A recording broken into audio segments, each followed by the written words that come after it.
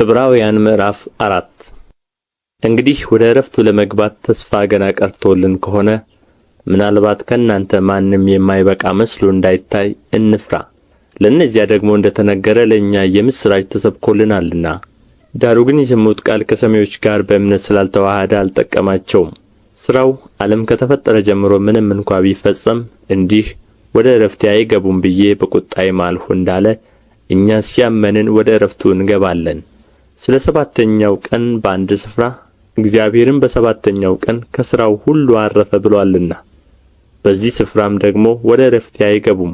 እንግዲህ አንዳንዶች በዚያ እንዲገቡ ስለ ቀሩ ቀድሞም የምሥራች የተሰበከላቸው ባለመታዘዝ ጠንቅ ስላልገቡ ዛሬ ድምፁን ብትሰሙት ልባችሁን እልከኛ አታድርጉ በፊት እንደ ተባለ ይህን ከሚያህል ዘመን በኋላ በዳዊት ሲናገር ዛሬ ብሎ አንድ ቀን እንደ ገና ይቀጥራል።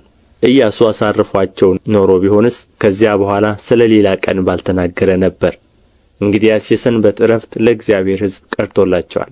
ወደ ዕረፍቱ የገባ እግዚአብሔር ከሥራው እንዳረፈ እርሱ ደግሞ ከሥራው አርፎአልና። እንግዲህ እንደዚያ እንደ አለመታዘዝ ምሳሌ ማንም እንዳይወድቅ ወደዚያ ዕረፍት ለመግባት እንትጋ። የእግዚአብሔር ቃል ሕያው ነውና የሚሠራም ሁለትም አፍ ካለው ሰይፍ ሁሉ ይልቅ የተሳለ ነው፣ ነፍስንና መንፈስንም ጅማትንና ቅልጥምንም እስኪለይ ድረስ ይወጋል፣ የልብንም ስሜትና አሳብ ይመረምራል። እኛን በሚቆጣጠር በእርሱ ዓይኖቹ ፊት ሁሉ ነገር የተራቆተና የተገለጠ ነው እንጂ በእርሱ ፊት የተሰወረ ፍጥረት የለም።